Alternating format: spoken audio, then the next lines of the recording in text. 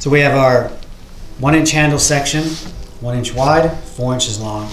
Then out to a 2 inch fade as our limb width, which is 2 inches here all the way down.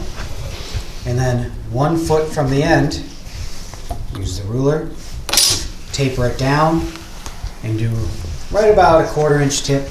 This is 3/8 on each side, but we'll thin that out later.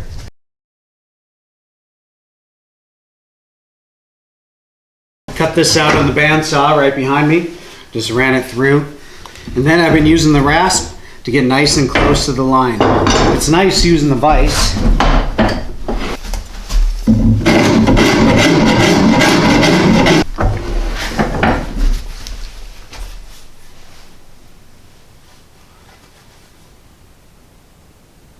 Then I'm going to get my scribe, set it to about 1/2 inch, a little bit more, and we'll scribe a line.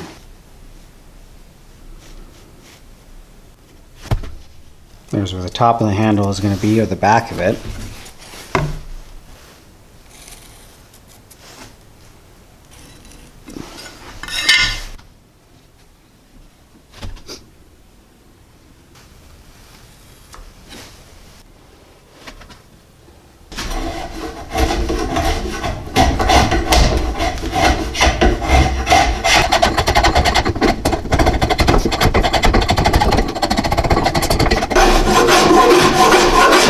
We have a U bow and a hawthorn bow on the left side.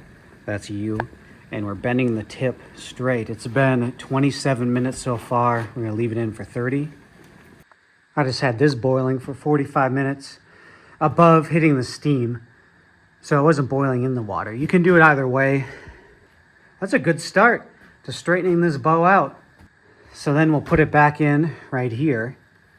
Straighten this twist out, because it's twisted down. If you look end for end there, it's twisted.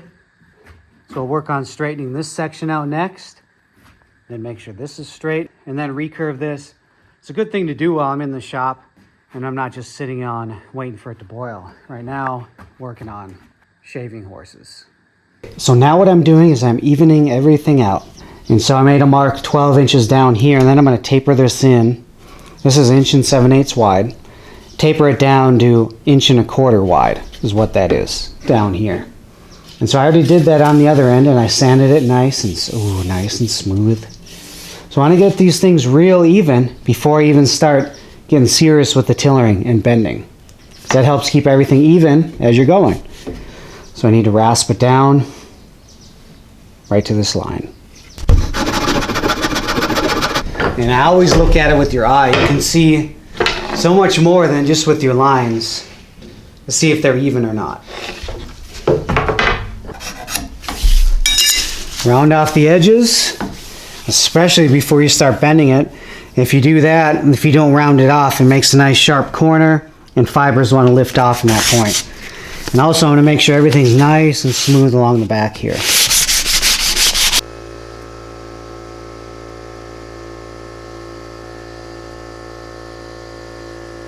Glue is dry now. Looks like it's soaked in. So now let's sand it off carefully. You can kind of scrape it or sand it. Then we need to get to tillering. 220 grit.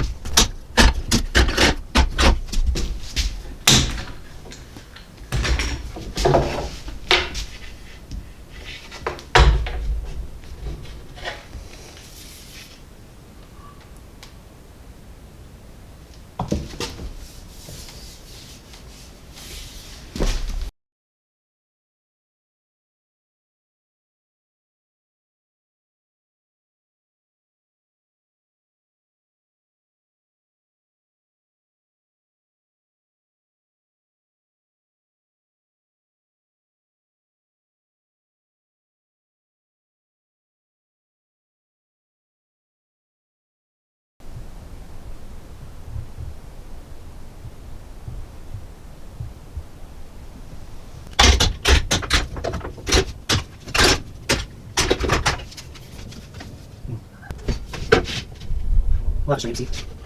Everything else looks great. Nice and even. Okay, first bends. It's not going to bend much.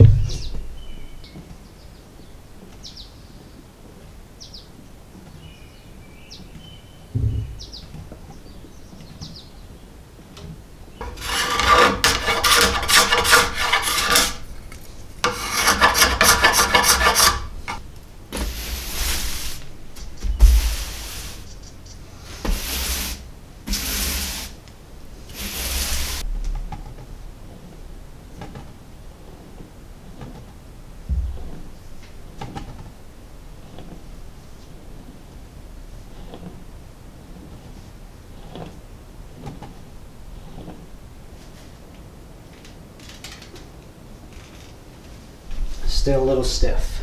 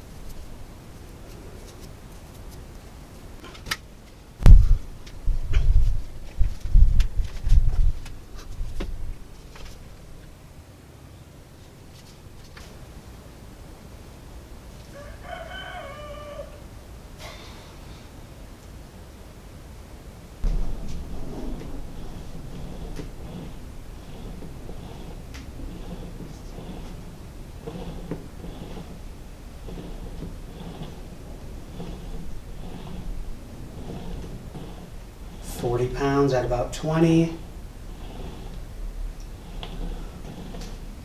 And just like that, we're almost done. You have to be really careful with these recurves. It has such a high early draw weight, it's storing a lot of power.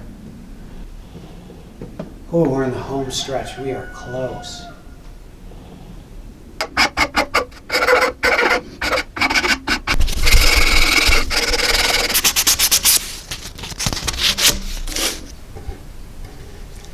Couple weak spots on this tip.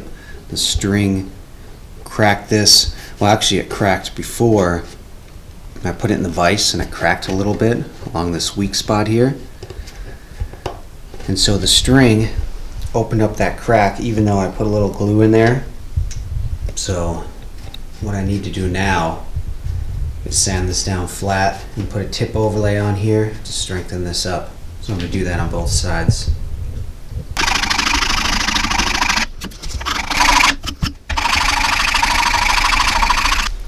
So I dug through the stash. Antlers would look pretty cool. Bamboo could work. Tiger wood, that matches nicely. That's a really cool looking wood.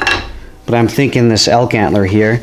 I didn't shoot this one, a buddy gave this one to me. I didn't want to cut up my antlers quite yet, but this one would look pretty good. It matches, nice and dark. Cut this up into sections, thin it out. I think that'd look pretty cool.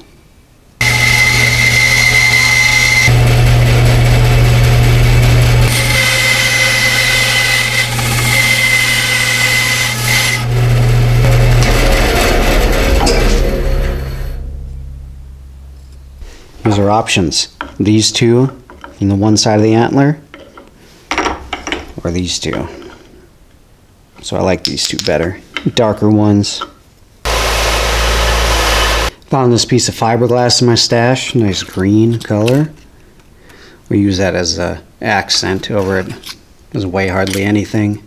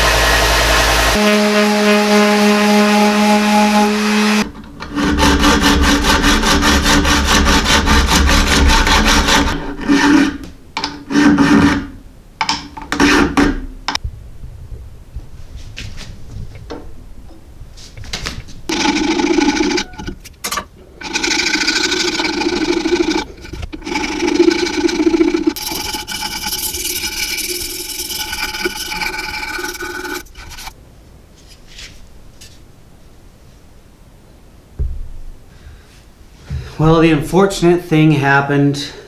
It broke. Catastrophic failure. Went through so much work with this bow. It sucks. It is what it is, but it happens. If you're not breaking them, you're not building them. Just finished up the antler tip overlays, elk antler tips. I was real happy with those.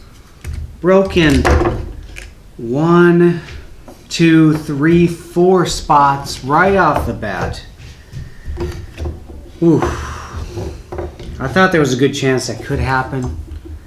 I just put this thing under a lot of stress. So let me give you my theories why. I think that this back, a lot of this back is just so bumpy. It has so much character. But what's that create? That creates a lot of stress points. And that's why I made all those curved spots to try and follow this tension wood on the back side right here. I try to follow those bumps on the inside to make even tension across the back side. But it's just so tough. All these little pin knots that are on the inside here, little pin branches that grew out and grow out with yew trees. These tiny little black dots are all little branches that are trying to grow out of the trunk. And so that creates weak spots. The safest thing to make with this bow would be to back it with some type of fiber, some type of sinew, animal sinew. That would have been perfect. That would have made everything real strong. But where it did break, consistent spots. So what that tells us, right here on the inner thirds here, is a little thin in this spot. And so it's working a little bit more there and wanting to break in this spot right there. It also broke on this lower limb here. In this area, lots of knots in this section. So many knots, and broke there. So you want to keep your bows and analyze them. And also started to break out here. So where it didn't break, that means there's probably a stiff spot there. Tall bumps here, low, tall, low. Just really tough. Another thing with what's going on here, we're in middle of August. And so it's been 100 degrees frequently out here. So this could have been getting down to dangerously low moisture content. And so when it broke, I strung it up. I went to go shoot it, and to go pull it back, got about to here, and then just blew apart. Handle flew off right in front of me. Limbs went all over the place. So when it's hot, it makes wood brittle. When it dries it out below, 5-6%, somewhere in there, it can make it pretty brittle.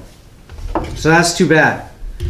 The tiller, it seemed, was pretty close. As we saw up as it was bending, it looked pretty nice. Although it still was a little stiff in the outer thirds. And so which caused more strain on the inner thirds. It seemed like I had enough width of this limb to be able to compensate for that. It is what it is. Sometimes with that, what you can do is you can take off some of the sides to reduce the tiller, or you can go off the belly conventionally like we normally do. All in all, it is what it is. It's too bad.